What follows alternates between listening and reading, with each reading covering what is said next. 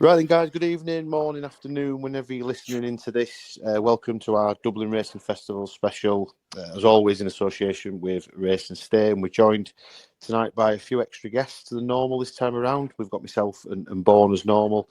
Jack's back with us at Racing Interest for those that are on X. And we're really pleased to be joined by Cillian as well from the We're Going Chasing team, who are having a small time away from it at the minute with the podcast, but we wanted to get him involved, especially to give us a bit of an Irish angle in particular, given that is the DRF. So, gents, welcome, Cillian. I'll start with yourself. It's great to have you back on some content, and I'm pleased with those guys. So, how you been keeping? Looking forward to the weekend. How's things been for you? Having a bit of a bit of hiatus away from the whole content stuff?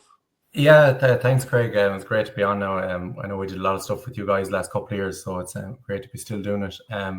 Just a bit busier this year, I suppose, and just decided to take a year away anyway. I don't know if we're going to come back, but we'll see. There's a lot of good podcasts out there, and I suppose it's hard to compete with some of them. So we'll see. I wouldn't say never, but it is great, and looking forward to the weekend.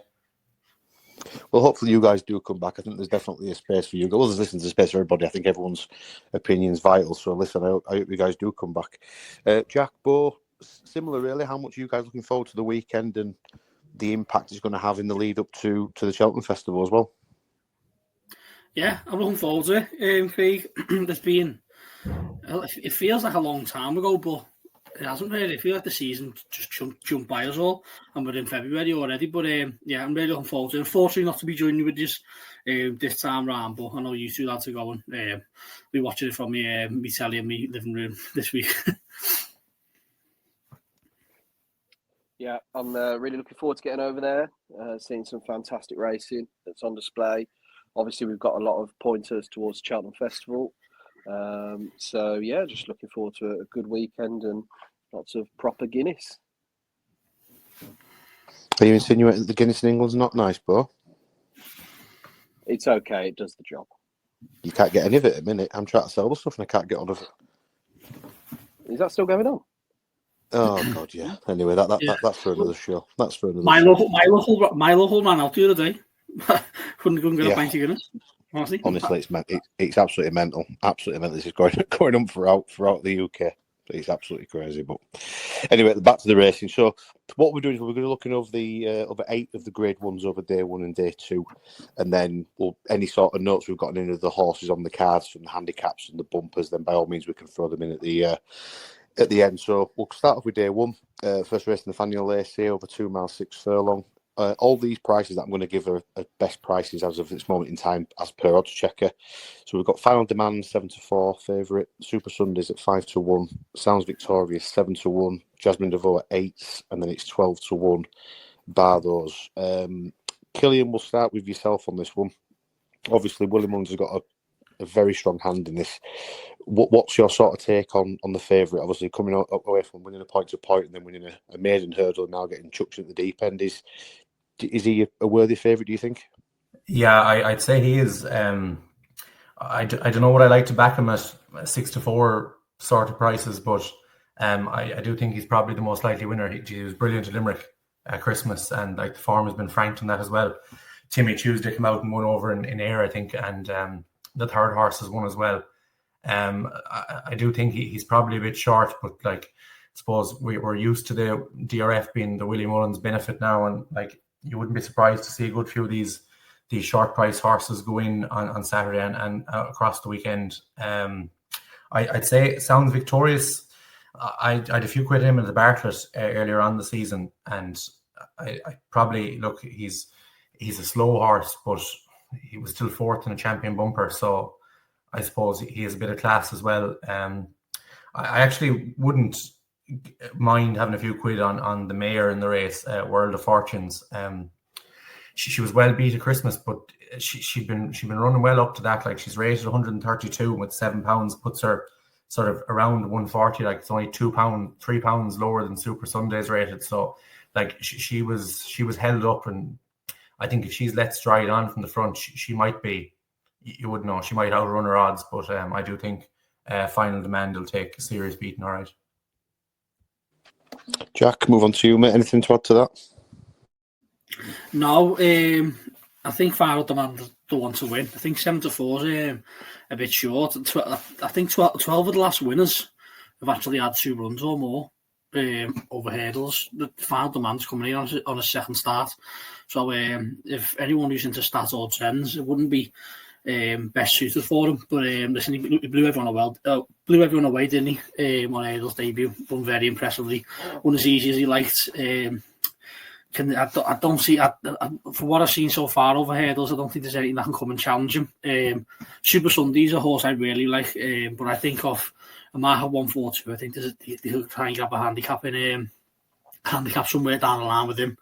I can't see him going close here. I think a step up to 3 miles as well, where we see him best suited.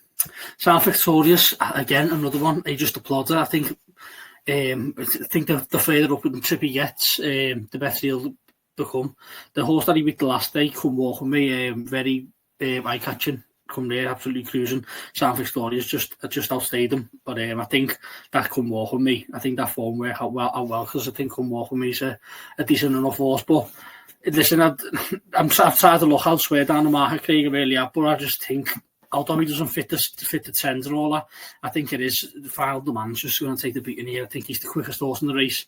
He looks like he'll stay. He'll probably go the Albert Bartlett after this. To be fair, the race, this race hasn't really got a good record for Cheltenham Festival winners. I think one of the last 9 or 10 have went on to win a novice hurdle at Cheltenham Festival in the same season. So, listen, he's got 2 10s there. He needs to try and break.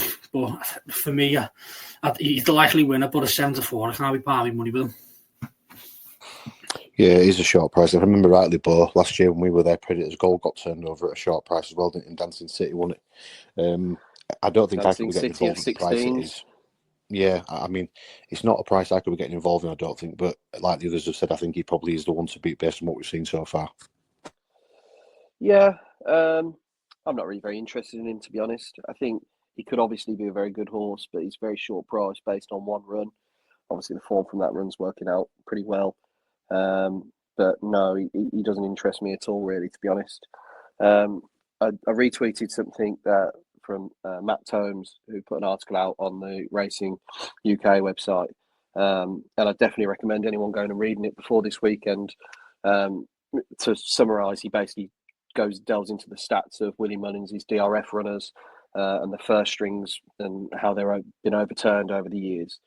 In this race in particular, particularly with stayers, he seems to use the DRF as a bit of a fact-finding mission to find out who his number one is, and he doesn't in each division, and he doesn't actually know up until the DRF, which is his best horse in each division. So it's a really interesting read, and I definitely recommend going and looking at that. The one I've fallen on more of an each-way play is Mozzie's sister, Declan Quealy horse. She's, I think, bumped into 2 of the best novice hurdlers in Ireland this season so far, in the Big Westerner, Henry's horse, and the Yellow Clay. She's not disgraced herself at all. She's run good races, and she's 12-1, I think, something along them lines. I think it's definitely an each-way play, but I think she could be good enough to win. I think it's a pretty poor race, and yes, the favourite might have too much class, but we're not going to know that until the day. And at 6-4, I'd definitely take him on. Yeah, the only other horse that interested me when I was trying to look for a different angle was Wingman. I thought he got thrown against Country Mile, obviously at a distance that really just didn't suit him. I think he is a galloper. I think he's someone that wants a bit further, like a 2 mile 6, maybe even a 3 miler. The only thing that would probably put me off him is I don't know if he's also just getting a mark for a handicap, i.e. obviously running at maybe distances that's not really suited to him, and then pop him something like a Martin Pike, maybe something like that at the festival or something to maybe try and get a nice pot there. But yeah, I think Final Demand for me is probably going to be the one, but I don't think I'll be playing him at such short odds, that is for certain. Right, we'll move on to what I think is a really interesting race, which is the 2 mile juvenile hurdle. Front 3 in the betting a very much stand out. You've got Hello Neighbour at 2-1, St. Lucie at 9-4, Lady Vega Elan at 4-1, who stayed on well behind Hello Neighbour last time, and then it's 14-1 bar the front three that you can get. Jack, I'll start with you with this one. Obviously, the first three in the market have all ran particularly well. It was a strange race for Hello Neighbour because that's when it was in the fog, so you can only sort of go by what happened probably in the last furlong or so. But St. Lucie as well obviously looked really impressive first time out for Willie and Paul Townend. So where's your sort of eye on this one? Yeah, I think the Irish need one, don't they? I think they really need a juvenile. That's not really that's caught anyone's eye so far. It's been all UK with East India, Dock and the Lumber. Listen, it's a good race. I think. I mean, we didn't really get to see anything on Boxing Day with the Hello Neighbour and Lady Vega Allen. I think coming around the bend when we did see them, the Hello Neighbour was sort of getting a shove along, sort of not clatter one, but sort of clip one. Lost a few spaces, lost a few positions, and they went missing in the fog then. And for him to come back to where he was, and especially going win the race, I think it shows a bit of grit. But listen, we're going off a one furlong dash, I like to call it. Basically a one furlong dash. You don't really get to see much. Lady Vega Allen, she seems a good horse, but I don't know what it is with her. I just can't seem to buy it at all. I think she had the chance to go past the Hello Neighbour and just sort of nodded her head and said no. Listen, at the 4-1, I'm happy to be wrong with that. The St. Lucie, she absolutely blew me away. Punchestown when she won. She by Great Pretender, who also gave us Lossy Mouth, and even I'm not even saying this because I've said it throughout the week. I'm not even saying it because the Silks and the owners and the trainer, but she does remind me of Lossy Mouth, the way she travels, the way she hops, the head carriage, everything about her. She just screamed Lossy Mouth, and she absolutely blew me away. And Willie's done nothing but praise her ever since. I think she takes all the beating here. Listen, that Lady Vega Allen and Hello Neighbour, that form could work out really well, and they could pull clear again. But I think that it's going to take a real good horse to stop this St. Lucia. I think she's a real nice one. And I will just mention dead quickly, Willie de Houlier has been added in here, 40-1 years. Like you could not believe that the thought that horse got at the start of the season. He's 40-1. I don't know if. Listen, if I was anyone, I wouldn't be backing him. I don't know if he's just not a good horse, or maybe they're trying to try and go down the Boodles route. I'm not sure, but just keep your money as far away as possible on him as you can on the weekend. He is absolutely fascinating, isn't he? Given obviously all the hype at the start of the season. I mean, he's rated. Is it one? It's crackers. I mean, he could end up in a Boodle. We might have another Gaelic Warrior on his hands. You know what? No, So what I think's happened, I think the horse just doesn't want to. Yeah, he looked well on his debut run in France, but I just think the horse just hasn't wanted to win and hasn't wanted to show any interest. And I think the last resort now is to try and go down the Boodles route and try and get something out of them. But I just, even if he went in at bottom weight to the Boodles, I couldn't back the horse. I really don't. I know Richie's bought him, and he seems he seems to always buy the good ones, but I just can't bite him at all. I think the handicap is probably the last bold dice for him already. To be honest with you, Jack, it won't surprise me if he runs his race on Saturday, whatever he finishes. I'd be absolutely amazed if he turned up in a Boodle without any sort of headgear on of some sort. I don't know what it would be. I don't know if it'd be.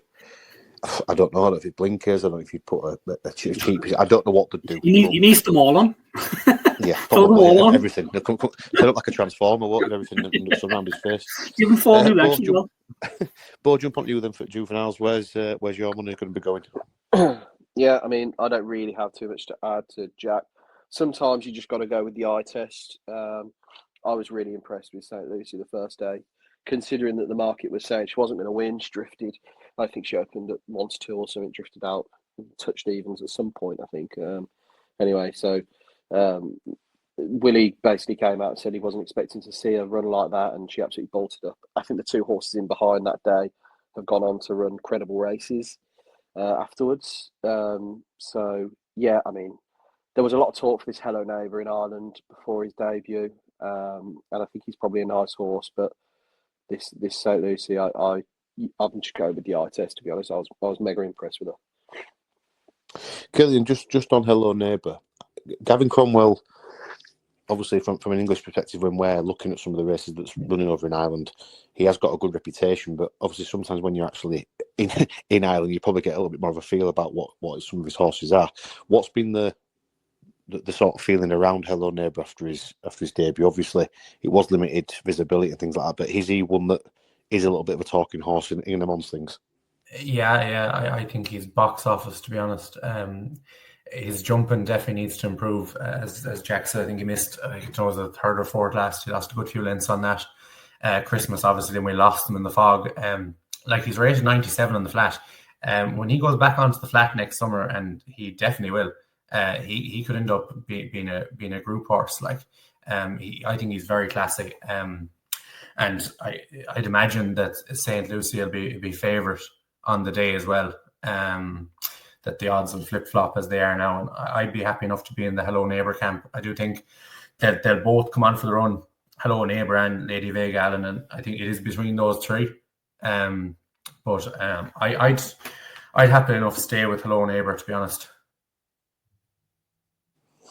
No, it's a fair comment, and I do think it is between those three. I think the market is definitely right, and I think the gulf between Lady Vega Allen at 4s and the next one at 14s, whatever it is probably fair, I think, as well. I think you'll definitely see those three in the frame. Next one we're going to speak about is the Irish Arkle. Again, 2-horse race on paper. Majborough 4-6, Il Atlantique 100-30, and it's 10-1 bar those, including horses like Firefox. Bo, we'll start with you with this one. Majborough, ultra impressive when we saw him first time out.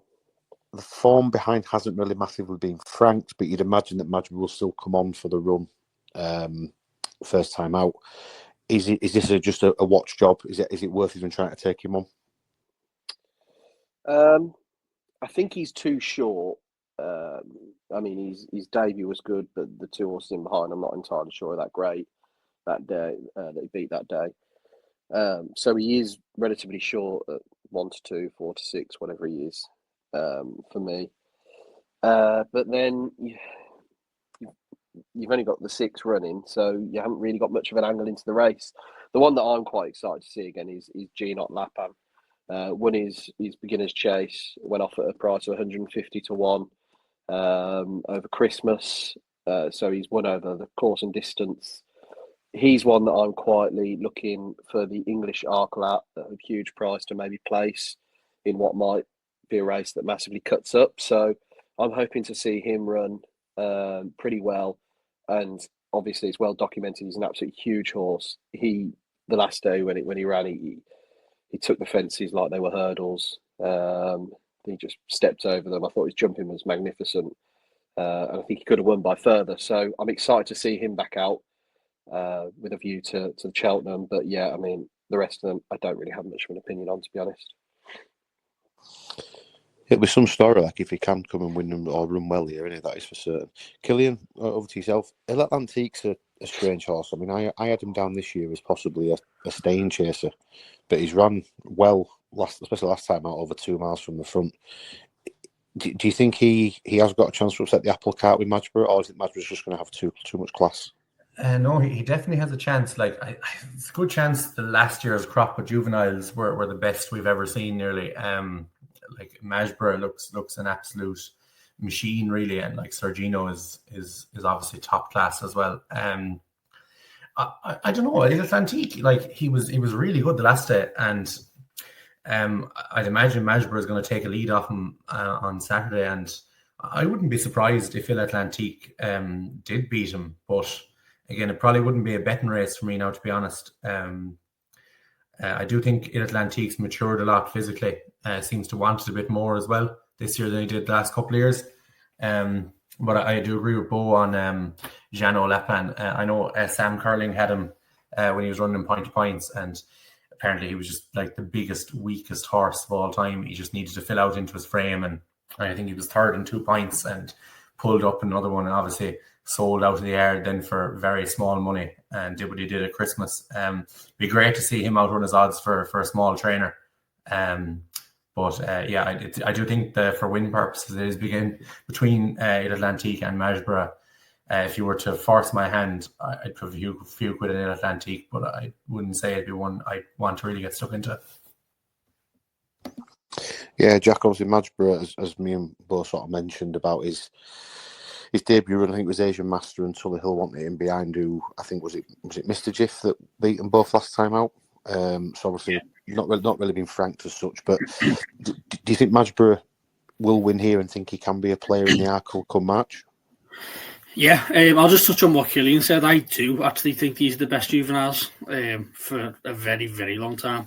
I think this bunch of 5-year-olds that we've got here, likes of Cargizi, No Big Ring, Chigino, I think these are by far, it's probably the best group of 5-year-olds we've probably ever had, I think. And the fact that Willie's decided, I know Madgeborough was already a huge horse anyway, but the fact that he's decided to send them chasing as a 5-year-old, and like Nicky's done with Disagino, I think that suggests how good they actually think he is, because I think he's an absolute weapon. Because Craig really do. I think he could be a future Gold Cup winner come time in say two seasons. Listen, 4 to 6 here. I'll say similar to Galloping the Shons when we get into the Gold Cup, but I'm not odds on backer, but. Listen, I think Madgebrough's going to win like a 1 to 5 shot here. I really do.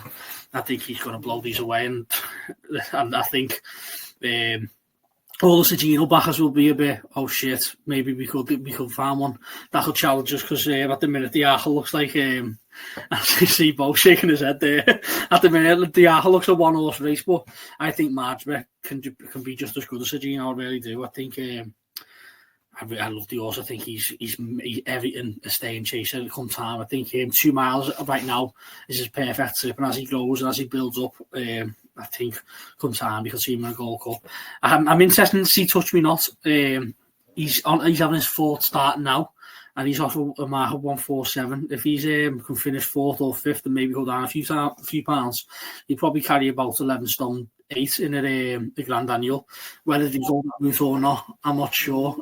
People were talking like he's going to win an Arkle a few seasons ago. You always get those bunch of horses that at the start of the season you see early on, and everyone starts backing them for the Arkle, for the Supreme, and in the end they just end up bang average horses. I think this is another one, but I think this lad could have a handicap in him. And that Gino Lapan, never seen a bigger horse in my life. Honestly, he's absolutely huge, and how he done it over the course and distance. The last day on his first proper start on a proper race track. I know he's run point to point. He ran over point to point courses, but yeah, I'm really interested to see how him. But listen, if Margaret's beat here, I'll hang my head in shame, and you won't see me for a few months, because I just cannot see it at all.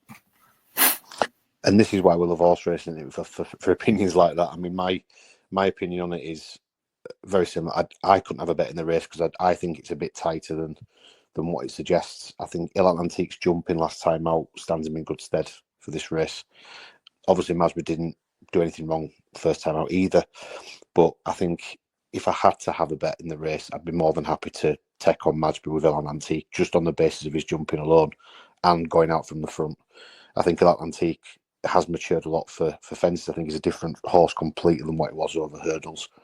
And I don't know, it wouldn't surprise me if he just jumps out in front with Paul Townend and just stays there. I'm not saying it won't be a good race, but it won't surprise me if that doesn't happen. And I don't think he will go to Cheltenham. Even if he wins the race, I think he'll probably go down the entry route. I do think he probably wants 2.5. This is another one which I know me and you both spoke about many times on pods and away from it all. But I'm still, and we won't get into the debate, but I'm still absolutely distraught that there's no 2.5 mile novice chase at the Cheltenham Festival. I am, really am. I know you're laughing, Bob, but let it go, Craig. Let it go. I cannot tell you how much of a good race that would have been this year. Like, it would have been absolutely banging. But you are right. You are right. Okay, you are right. It would have been. It'd have been unbelievable. Unbelievable. You've got me going now, Jack. But it's like I said at the start, right? When you've got horses like Sagino and Madgeborough that are already there in the betting, you mentioned it a minute ago, Bo. Oh, the race is going to cut up. All it takes is one massive superstar, and everyone just goes away anyway. So it doesn't matter if you've got 3 races or 2 races, the same thing happens, and it doesn't matter. But anyway, listen, I'm going to start getting annoyed now, so I'm going to stop talking. Handicap is going to be a great race, though. No, totally agree. Totally agree. But anyway, don't get me going. Let's leave it at that. Right, Gold Cup. I'm going to keep this very short and sweet. I don't think there's any point in going around the houses. very simply, does Galopin Des Champs win again? Does he sort of emulate Florida de Pearl? Cillian, yes or no? Is he going to win? And if not, who's going to beat him? The King of Leopardstown wins Galopin Des Champs. Jack? Oh, he'll win, and he'll win easily. Bo? Yeah, well, I just want to caveat it slightly. Here we go. I do think he'll win. I'm hoping he won't win as far as he did the last day.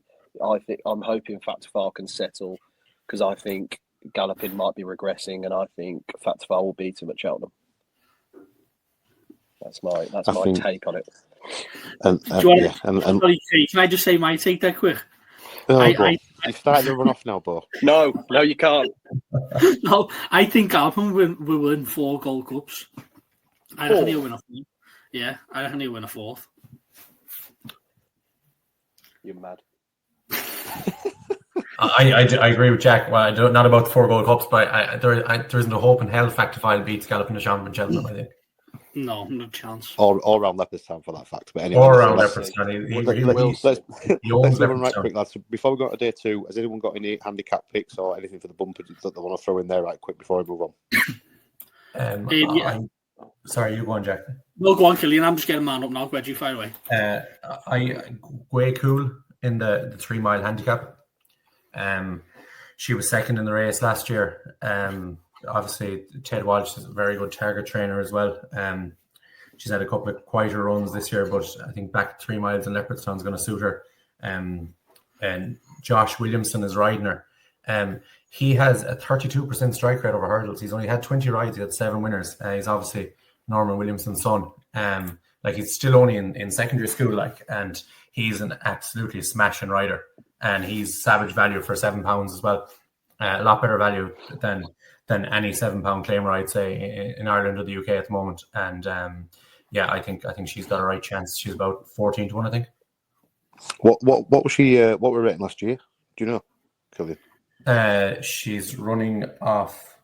Sorry, no, you've put me on the spot. No. Sorry, I'm just looking at myself. That's all. I know she got beat by Maxim, and he's rated about 150. Yeah, Max went off, didn't it? Yeah, he's rated about 150. She's running off a pretty similar mark, but she'd be off lower when you take into account the claim then. Yeah, no, that I suppose that's what we're trying to get to. So I'm just sort of saying it's quite a good spot by you, really. To be fair, very good spot. Jack, do you want to jump from yours? Yeah, I've just got 2. Firstly, in the 3 mile handicap, the 3rd race on the Saturday. I know it's a short price, but meeting of the Waters, I know he's 5 to 2 for a big handicap. But listen, he's won over the trip, over fences. 7th in the Grand National, and he's coming here £36 lower than his chase mark. Listen, I know it sounds mad. Bo, you seem really pleased with that. 5 to 2 in a 26 runner handicap or whatever. I know, but if listen, he's got £36 to find. He's gonna be better than his mark. I'll be so surprised if he doesn't at least go very close. I know he's 5 to 2, but he's 5 to 2 for a reason, because he's an absolute stoning. And sorry, just dead quick, I know Bo might say it as well, but in the bumper, he can't dance. Jigginstown horse. Sort of missed the price now with the Calypso being kicked out. Well, not going, but he can't dance. He was 6 to 1 the other day. He's 3 to 1 favourite now. His point to point form's working out really well. Beat a horse by Meet by the Sea that JP made. JP spent a bit of dough on. He's won his last 3 starts. He's won his first 3 starts over in England. He won on the weekend at Doncaster. Not the weekend. The weekend before, won very nicely. He's made it 3 out of 3, and he went to Gordon Elliott, bought by Jigginstown. He won his debut at Navan at the start of December. He looks a very nice horse. I don't know what the form's hold up on his debut, but he seems a nice one. Everything's working out for his form-wise, especially his point-to-point form. Because I think I put that Meeting by the Sea up on our watch-along when he won at Doncaster as a horse to follow, because he looks a very nice horse as well. So I'll be back, and he can't dance in the bumper, and Meeting of the Waters are 5 to 2. Well, any for Saturday? So yeah, in the 405, the handicap chase, I'm going to absolutely butcher this name, I'm afraid, Cillian. but it's Anpian Derg, who's a Paul Nolan horse. Ran over course and distance over Christmas, won a handicap there, and the sort of 3 horses in behind have all come out and run good races. One of them winning nicely. I think he's a Gavin Cromwell horse.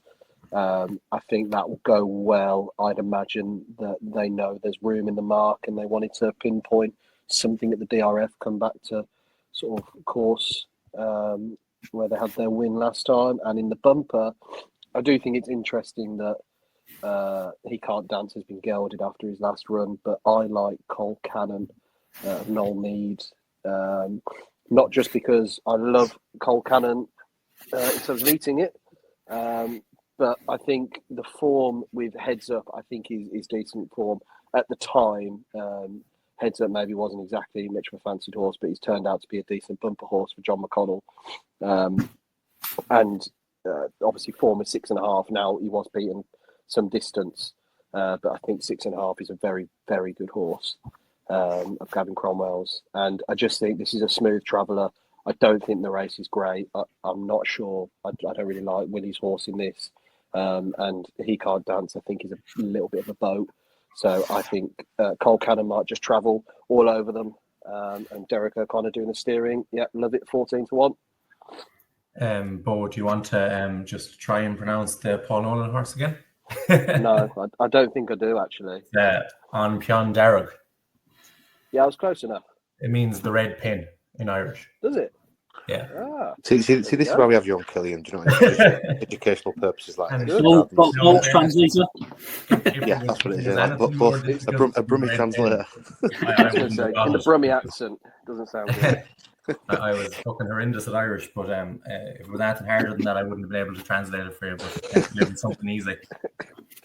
I think. I mean, I must admit, I don't have any big fancies enough to put anything up. All I would say is that I think He Can't Dance. I don't think that's going to go off at 3-1. I think that could come crashing. I think come the off. I think it's obviously Calypso Chance isn't running now. Obviously that looks the first string for Jigginstown. So I'd be very, very surprised if that went off at 3-1. I think that'd be probably the only play at a minute without looking really deep into the handicaps. I think Cillian's come up with a good one there, if I'm honest with you, with the mare. So right, we'll move on to day 2. We'll start off with the Ladbrokes Novice Chase. You've got Ballyburn, best price is now 4-6. Imperi Pass 3-1. Champ Kyle 11-2. Better Days Ahead 8-1, and it's 16-1 bar. Obviously, these aren't declarations. The declarations of these will be out tomorrow, so a few of these in the betting further down, like Atlantique and things like that, won't be running. But we'll start with you. We'll come back to you, Cillian, then now. Obviously, Ballyburn, second to Sergino, probably at a track and distance that really probably didn't suit him, really, I don't think. I think if everyone was to have the time again, they might not even run him. But 4-6 is quite a short price. Do you think do you think he should be 4-6, or do you think one of the Imperi Pass Champ Kylie should be probably serving up to me? Yeah, I really don't know. Like he baffles me, Ballyburn, to be honest. Like if in hindsight the hurdles form across the Supreme and the Turners or whatever Ballymore last year it's pretty poor, to be honest. And Imperi Pass is arguably a lot better form over hurdles, and Imperi Pass has really taken to fences too. And at 4-6, I don't know. Do I want to find out if Ballyburn is the horse we all thought he was last year? We sort of missed the boat on the Imperi Pass price. I suppose all the talk of him going to Sandown, we can thank Nicky Henderson for that one, I think. I'd probably be no bet race for me now, to be honest, but I probably would marginally side with Imperi Pass at the prices.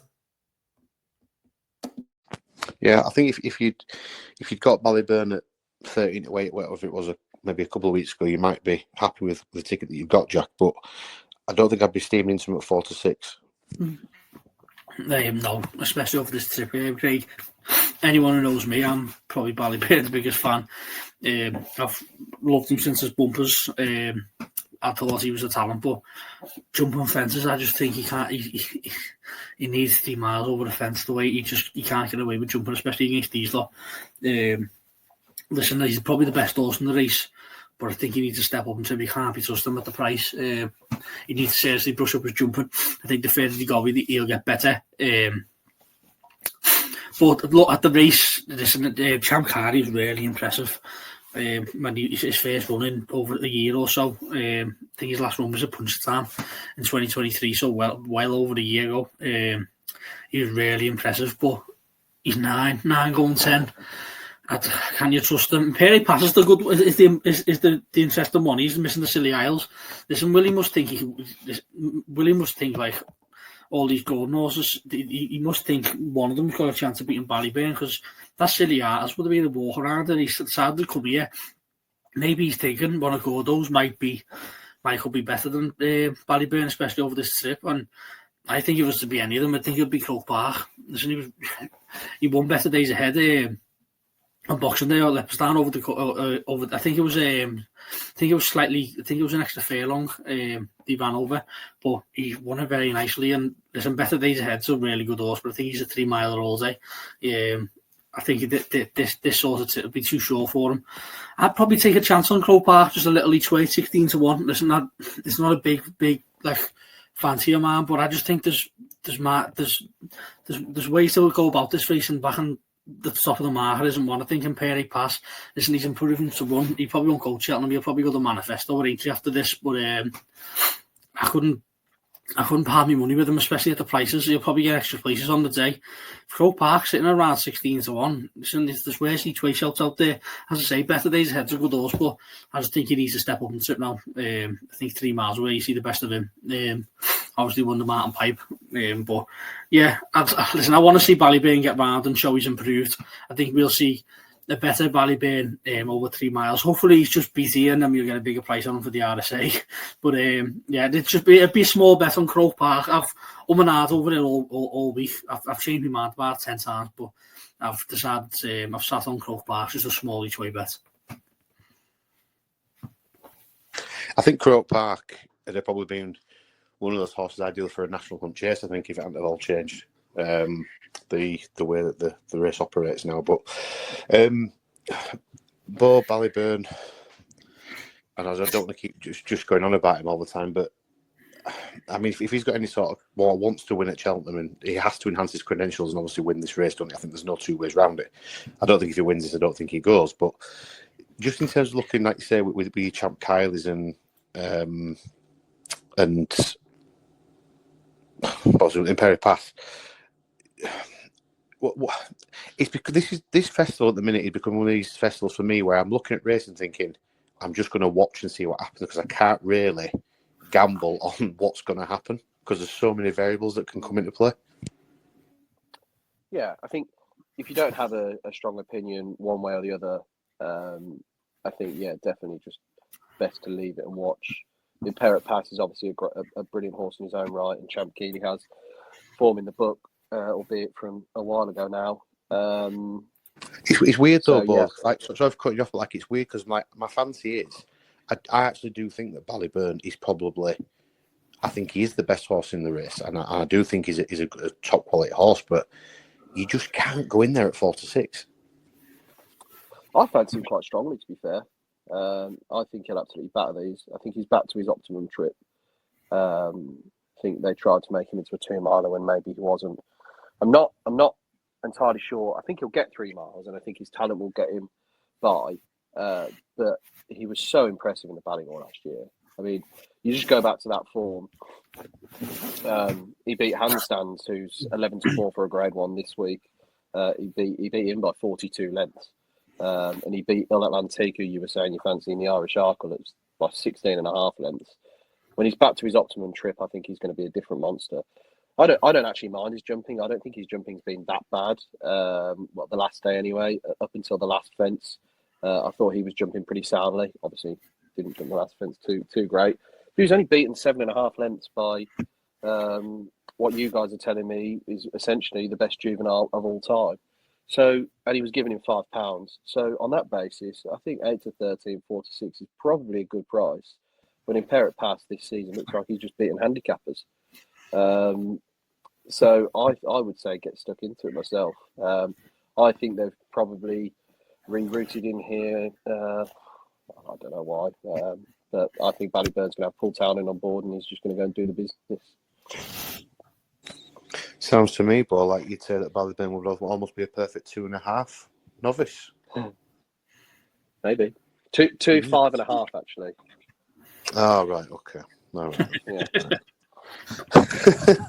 Right, we'll move on to the Grade 1 2-mile novice hurdle. Kopek the board is getting backed off the board at this moment in time. He's into 8 to 11, best price now. I think that's on the back of the news with Cade Durfee, if that's how you say it. Cillian, I'm sure you'll tell me differently when it comes round to you. I think he might have a stone bruise. He's not French. I'm definitely not French, and I did German in school. That's so Is it French?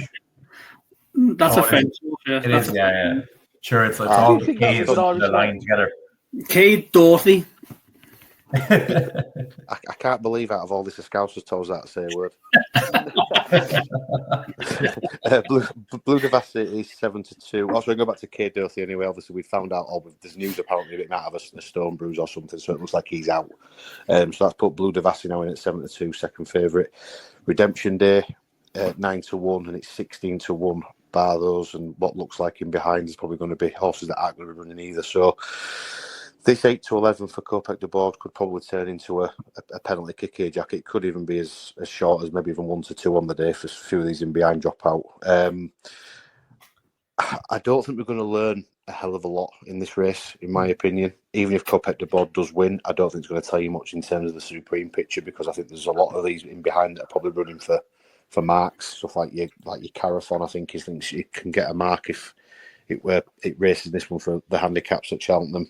So, I mean, what's your take on this? I mean, is it a matter of just watching to see how far Kopek the board wins by, or?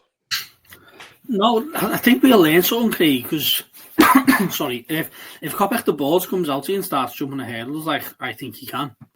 Listen, you need to get him on board for Cheltenham. I think this order. I mentioned him on when we were on together. I think close to the start of the season, and before his debut over Christmas, how much he impressed me on his only bumper start at Fairyhouse. I think this horse is a really, really good horse. I think he's got a proper engine behind him. Listen, he didn't jump a twig at Leopardstown. And Willie's come out and said it's completely unlike him. They're going to change a few things. I'm not sure if they'll put a hood on him, or I'm not sure what they'll do. But listen, this horse has got a proper engine. If he comes out and starts pinging the first 5 hurdles while the race is on, go on your phone and get money on him for the turns. Because if he can start jumping hurdles, he'll blow these away and he'll go on to March and he'll win. I know I mentioned it when we were on a few months ago. I think this horse could be really, really good. I really do. The former Leopardstown win, he never jumped a twig all race. He still won Cowabunga going away by 2 lengths. Cowabunga's come out on Frank Perform. I think Cowabunga's a really good horse. I think Kopek the boards is a really, really good horse. I really do. I think I'll be very surprised if he's not beaten. I'm sure if there's anyone to iron out that jumping, it's Willie Mullins. And with him saying it's not really what he didn't expect it because he doesn't do it at all. I think they either found that problem. I think they'll fixed it by Sunday afternoon, because I think we could be looking at the Barrymore winner here. I really do. That's how highly I rate him. Cillian, as Jack's alluded to there, one thing he does have to improve on is jumping. Not just that as well. Obviously, Willie Mullins has used this race in the last couple of years as well to sort of aim his horses more at the turners, as it is known now, rather than the Supreme. Do you sort of share the opinion that Kopek the board could be the one that he could maybe rely upon for the turners? Yeah, he definitely could. His jumping was atrocious in Christmas, but as Jack said, he's some engine. I'd say he's an absolute monster of a horse. Like to jump the way he jumped and still win like he did. And Cowabunga is definitely a good horse as well. He's definitely a graded horse. So yeah, I do think Kopek will probably win, but I wouldn't get stuck into him at a short price. Like Blue Devassi is a very good jumper of a hurdle, and like I sort of like Romeo Coolio for the Supreme, and it'd be nice to see him run well. I don't think he'll beat Kopek de Boer, but hoping he runs well. And yeah, I think 3 to 1 on him is probably not a play either, to be honest. But I know me and you normally talk about like looking further ahead at races sometimes. When I sort of looked at the price of Kopek de board, my first thought was, if you think he's going to win this race, I probably won't put a bet on him for here. I'd put a bet on him for Cheltenham rather than back him in this race. Yeah. He's I think he's 10 still for Cheltenham for the Turners. So yeah, I mean Willie has used this more recently as a Turners trial. So that looks like the race he'll go to. Southampton has only got the one entry in the Supreme, so it looks like he's going there. It'll be interesting to see if Cade Dorothy turns up. I mean, all this talk, we don't know yet. He's drifted out massively, so maybe the rumours are true. But if he was to run, I'd really fancy him against Kopek de board, to be honest. I don't really have anything else to add. I think Kopek de board is going to be a top horse. But it's nice to see Warren Greytrick send one over. He's obviously going for a couple of pints of Guinness because his horse has absolutely no chance. And Carafon is one that I've got my eye on for the Martin Pipe. So hopefully he sneaks into fourth place or something. So well done, Warren, for bringing it over, but enjoy the Guinness is what your message is, really. Yeah, because that's as good as you'll get. I just had a quick look now. Best price cup at the board's 9-1 for the Turners. So 100%, in my opinion, if anybody's listening to this that fancies Kopek to win on Saturday, there's probably more value in it to try and get him for the Turners. So I know obviously you're backing anti-post, but if it were me, that's what I'd be doing. Not even that. Just when they set off, have your phone on it ready, and if he starts pinging those first 3, 4, 5 hurdles, back it then before the race is finished, because he'll win, then he'll be half the price. So back it while he's run. If he jumps, well, you'll know all about it. No, it's fair comment. Right, move on to the Dublin Chase. You've got Gaelic Warrior 4-6, Marine National 4-1, El Fabiolo 8, Solness 8-1, and then it's 16-1 bar those. I'll start if you want on this one. I've obviously had a bit of a Marmite relationship with Gaelic Warrior. There's been times where I've absolutely battered him. There's been times where I thought he's going to absolutely sluice in an Arkle because it's been that poor a field. Last time out, me and Bo were on with Johnny Deneen, and I think we all agreed that he was very vulnerable last time out. First time out of novice company, and it was his first run of the season. This to me, at 4-6 is pretty similar to what your opinion is, Bo, of Ballyburn. I think, although he hasn't done his best at Leopardstown, I don't think El Fabiolo will turn up. I couldn't back Marine National with any of your money. And I think Solness were probably trained for the win last time out rather than for this one. So I think the 4-6 will probably turn into maybe 4-7 on the day. And I just can't see him getting beat because I think the field's that poor in behind. I think a lot of these, like Calixios, Captain Guinness, is obviously going to be in here. For me, a few of these are all spent horses now, so I can't see anything past the Gaelic Warrior win at 4-6. And I'm not an absolute lump job when it comes to odds-ons, but I definitely put him in any hackers that you're going to put on the day. But I can see little smirks on your face while I'm doing that, so I'll come to you first and foremost if you want. What's your opinion on this? Well, I'm gonna stick to my guns that I've had all season, because this is Judgment Day. I don't think he's going to get his ground. I think he's yielding, so I don't think it's going to be deep enough. I've always said I don't think he's a 2-miler. I think he's a Ryanair horse talking through a pocket. But then I've got the enigma of trying to work out what's going to beat him, and it doesn't look that much of a great race in behind. So I am going to tentatively side with El Fabiolo. I'm not sure if he's turning up. I don't know what the plan is, but I think he's a proper 2-miler, El Fabiolo. I always have. I know Jack's shaking his head. I've always thought he's an absolute monster of a horse. He was brilliant in this last year. I think if they get him back to anywhere where he looks fit in the parade ring, if he's even declared, I'll be having a bet on him, because I just don't think Gaelic Warrior is a 2-miler, and I've said it all season. So I've got to stick to my guns. No, but by the way, I do agree that if El Fabiolo did turn up here, then obviously it's different. But I just don't think he is. I think I'm not saying he's out, but I can't see him being declared for this. But this is a bit similar to what I was saying to you, Bo, with the Arkle last year. I just think it's that poor a field. I just think he'll win. I don't think he's necessarily a 2 mile, like you said. I don't think he's an out and out 2 miler, but I just think with the way that the field's going to cut up and that, I just can't see him beat. Cillian, have you got any sort of anything to add to it? Yeah, like I assume that the 2 Henry de Bromhead horses are going to be declared, but like Captain Guinness hates Leopardstown, and you couldn't back a de Bromhead horse at the moment if there was a gun to your head, like, so like you can basically just count those 2 straight away. Yeah, I do think Gaelic Warrior is probably the most likely winner, and like I know Patrick Mullins did nothing wrong at Christmas in my eyes anyway, but like Paul Townend's going to be back on board, so that's a huge plus for him. I probably would fall the way you're falling, that it's such a poor race that he might just fall into it. I agree with Bodo. I don't know, is he a proper 2 miler, to be honest though. It'll be a tentative vote to him. Like Marine National, like I don't know, can he breathe? If he ran well at Christmas, like it's going to be quick ground. Like if he has any chance of beating Gaelic Warrior, it's going to be the next day, like, because he's getting as quick a ground as he's going to get all season against him. And if you can't beat him now, you might as well leave him at home in March or run him in the Grand Annual or something, because he hasn't a prayer. I think I was on. Obviously, I had my mic on mute then, but I think so far tonight that the quote of the night is Marine National. Can he breathe? No. That's brilliant. Can he breathe? And I agree. I don't think he can. Jack, anything to add, mate?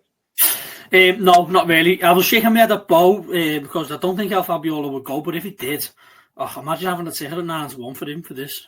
Just imagine 9-1. I don't think he will turn up, but if he does, he'd probably go off favourite or just short of favourite. No, Craig, no real opinion. The one thing I am going to back, I'm going to back, like Cillian said then, Henry de Bromhead, he's running at a 3% strike rate out of 42 runners. Like, I don't think I've ever seen a worse dropping for at 3% or 3% strike rate.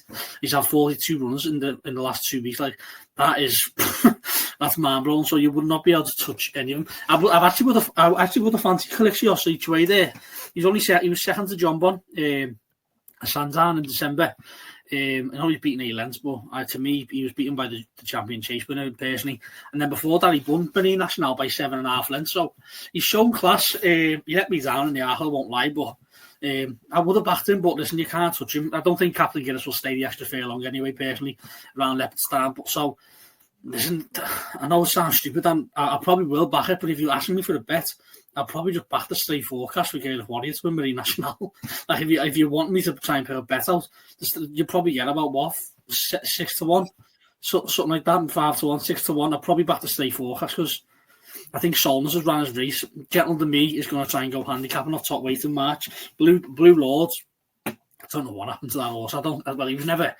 He was never unbelievable, but he just doesn't want to know anymore. And then Senesi is another handicap plot down the line. So I've fallen on the 2, and if anyone, to me personally, if anyone's going to challenge Gaelic Warrior, it'll be Marine National, and I don't think Marine will, but I think he'll be the second best. So, listen, if you're asking for the bet, I'll probably back to straight focus because I do think that'll be the one too. But listen, I just hope I'm sort of hoping Gaelic Warriors beat and he goes to Ryanair for Bo, because I know he's sitting on a nice ticket. So I'm hoping he's beaten goes to Ryanair for him, but I think in the straight forecast, if you to put me as a bet now, would probably be the best, about 5-1 probably.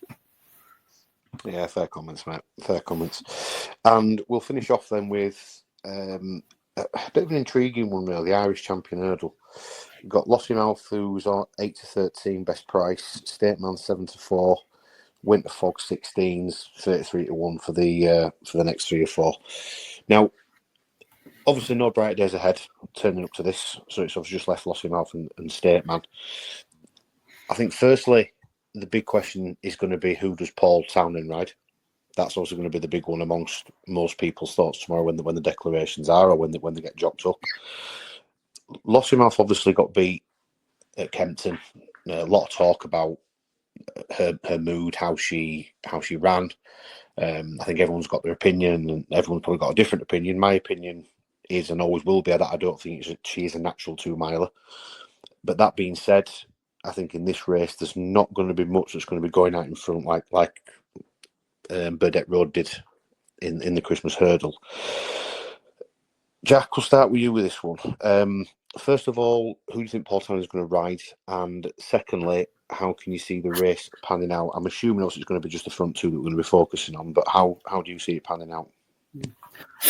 Yeah, I think it's madness that we're sitting here now debating whether Lossiemouth's actually the 2 miler, because this time last season we were debating whether she'd stay 2.5. It's mad how horse racing works. So I think, I'm not trying to make excuses for Lossiemouth, but she was under the weather. She didn't run a race at all at Kempton. I don't care what anyone says. She didn't. She was like, she just didn't want to know. She hung. She had everything that could have went wrong. She struggled to go the pace. Everything about her. I think she'll win here though. I really do. I think I said after the Champion Hurdle, I think that'll be State Man's last win. I think he just dragged home the poor Champion Hurdle. It was probably the worst Champion Hurdle in years, winning Irish points. He went on and beat Irish points again at Punchestown, and again, just like he done it. But like, it's no real form. Listen, State Man's been an unbelievable horse, 2-time Champion Hurdle winner, but I think he's past his day. He was beating France before coming into the County Hurdle and winning the County Hurdle. I think he may just peak too soon. He may have peaked as a novice, and then what he done after that was unbelievable. He went unbeaten, didn't he? But I think he may have peaked too soon. So I think, although he's only 8, I think he could be on the down slope now. I think it is Lossiemouth's race to lose. I think, listen, how she won Tifu was like so impressive. I know that was over 2.5, but listen, she won at Cheltenham over 2 mile on trials day. Done it very nicely. I think she'll take some beating here, I really do. I think Daddy Longlegs will judge the pace, try and make it easier for State Man, but I think come the straight, I think there'll only be one horse in the bridle, and that'll be Lossiemouth. Yeah, I'll come to you, Bo, next. I didn't actually put my opinion in there. I do think Paul Townend might end up on State Man, and I think the rationale behind that is I think he'll probably have his one last ride on State Man before making a decision for Cheltenham. And I think whoever wins this race will probably be his ride for Cheltenham, whether he's on it or not. It's really strange, State Man, because the first run of the season against Brighter Days Ahead was obviously a good battle between them both. He looked unfit, and I think everyone thought he'd come on for the run.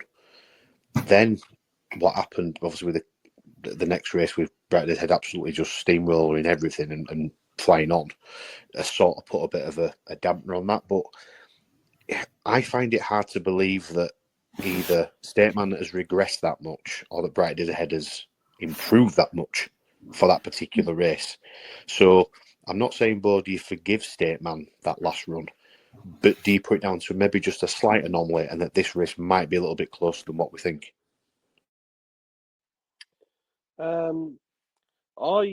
I was thinking about it earlier, and I was looking back through it, and I just wonder if, like, did Brighter Days Ahead break State Man's heart the first day, and that's why he ran so badly the second day? I don't know. I would think that Paul would go for State Man as well. He's definitely not going for Winter Fog or Daddy Longlegs, that's for sure. But yeah, I don't know. I was sitting on the fence on this one. I've been flip flopping all week about it. One day Lossiemouth, one day State Man. So I don't know. I wouldn't want to back State Man after the last performance. Put it that way.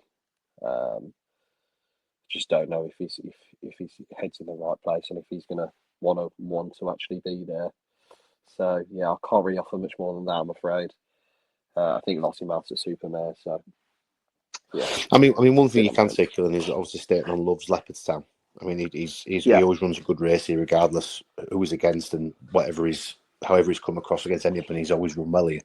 But I mean, I think a lot of this will depend on the pace of the race. I think if it is a bit of a crawl, then you can see Lossiemouth probably winning, just obviously on the basis of her speed that she's got at the end, like she did in the Hatton's Grace. But it just depends what else will he puts in, because there's no need for him to put a pacemaker in, because obviously he's got Lossiemouth as well to try and win just as much as State Man. So it is an intriguing race for this one. What's the mood over in Ireland in terms of the Lossiemouth and State Man conundrum?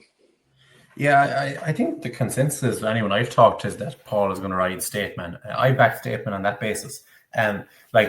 you get Paul on Stateman and Patrick on Lossiemouth. Is it not a huge negative?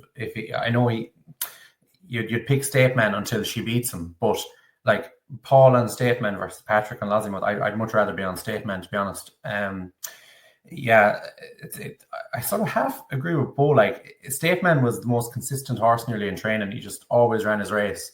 And then the last day, he completely bombed. Now, I will say, Brighter Days Ahead put up a performance that, like, time form rated it 3 pounds below Constitution Hill's Supreme and a pound below his Champion Hurdle. Like, she is, I'm delighted she's not here, because she ran such a race at Christmas that she couldn't, if she did back it up, she was going to blow herself up for Cheltenham for the Champion Hurdle, and she will run the Champion Hurdle. She won't be in the mares.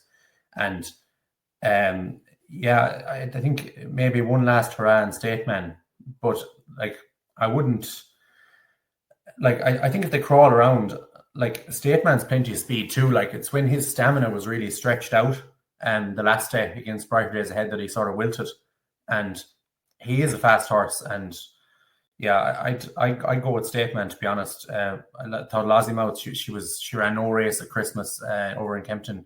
She was beat after a furlong. And I don't know, can we read an awful lot into it? For all, Constitution Hill was very impressive still, but I thought she sort of closed on the way to the line. I know he wasn't all out either, but she was closing on him after the second last, and I just wonder, if she comes back to the performance like she did in the Hatton's Grace. I know they crawled around that day, but she looked really good, and she passed the eye test that day. But I think I'd go with Stateman, to be honest. I think one of the big things that's obviously come out of the Christmas hurdle was, and Willie's been very public about it, is the fact that they've tried to really get her to settle in the races. So that's obviously been, when she's got swept off her feet over 2 miles, that's probably been one of the major reasons as to why maybe she didn't go the pace. But the biggest thing for me is with the whole Lossiemouth thing is, I'm thinking long term for her. Now, if they do see her as maybe a 2.5 mile down the road, would you go all out now to change the whole training regime to then get her back up to speed for 2 miles for the sake of a season? To then change it all round again if she was to go up in trip next season?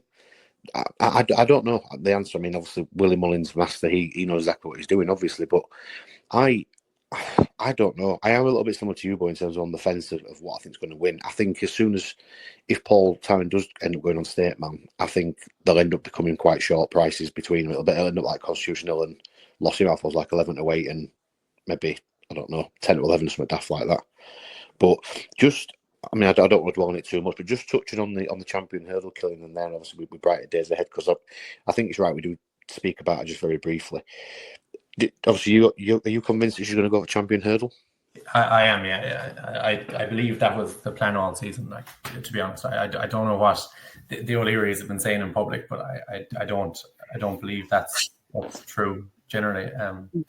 She's a Champion Hurdle horse. She's going to run the Champion Hurdle. Like, I think it's as simple as that. Like, what she did at Christmas was spectacular. Like, like, I think she's going to beat Constitution Hill. She's an absolute weapon.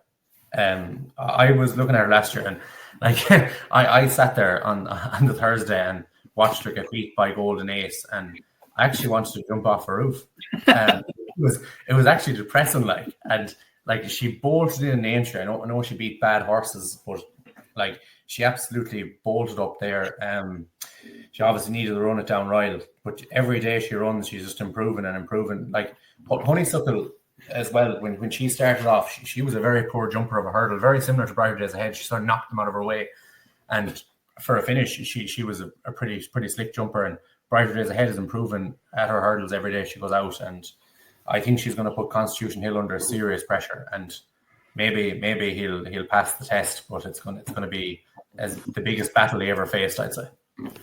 I think had they have won their Cheltenham race last year, I think they'd be much more inclined to go to the Champion this year. I just think they're going to want.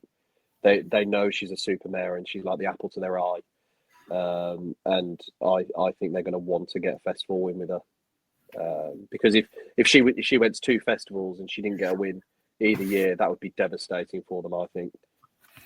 considering how high they. Yeah. I can see all angles with this one. I think, I mean, we've spoke about it quite a bit in our group, haven't we, about opinions and stuff. But I think the big thing for me, and again, only my opinion on it all, but I think if Constitution Hill gets their fit, I mean, look, there's no two ways around it. She'll be in the entries to the champion hurdle all the way till the end. There's no two ways around that. She's not going to get taken out at any point. But I think if Constitution Hill stays fit, I just don't know if they'll be willing to take the risk that he's not back to his best, if that makes sense. Because if he is, totally agree with you, by the way, Cillian. She could give him a really, obviously, probably one of the toughest rides that he's ever had. But on the flip point, he could absolutely destroy her. Just if he is back to his sparkling best, and that could kill her momentum completely. And as well, just touching on Bo's point, I don't know if I'm being.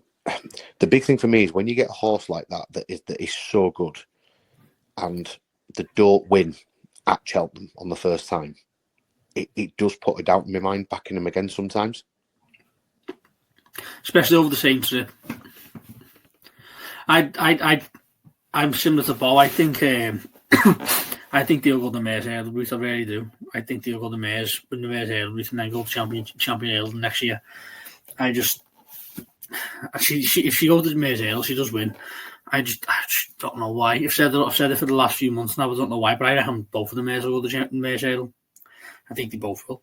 Really do. I think a lot will depend on this race, Jack. I think if Stateman beats Lossiemouth, you could see a flip flop. I mean, but you not think if Stateman does beat Lossiemouth, if you're not going early and all that, you're not looking at that thinking, well, we've only got Constitutional to beat.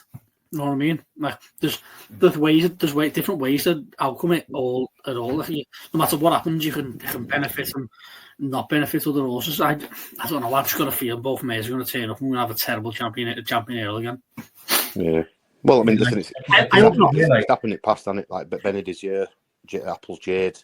We've seen it in the past. You know what I mean? Where obviously two good mares do go there. I think it is fascinating because I think, like you just said there, Jack. I think every outcome I wouldn't be surprised with at the same time.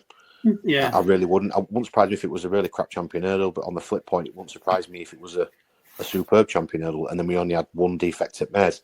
I don't know. I think a lot will depend on what happens this weekend. I think Lossiemouth, I know she's obviously only finished a few lengths behind Constitution Hill, but she's still got to prove herself that she can go 2 miles. I think, in my opinion. Imagine as well.